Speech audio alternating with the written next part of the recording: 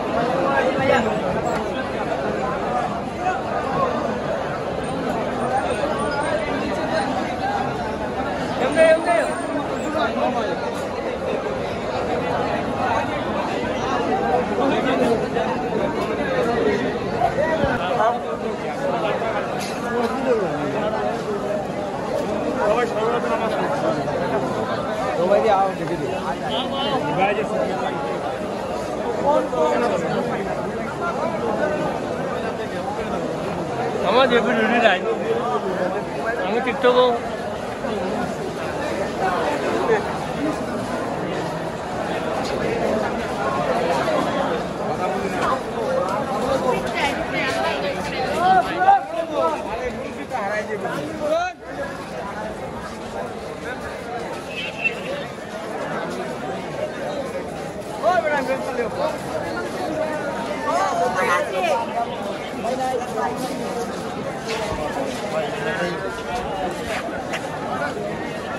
Good job.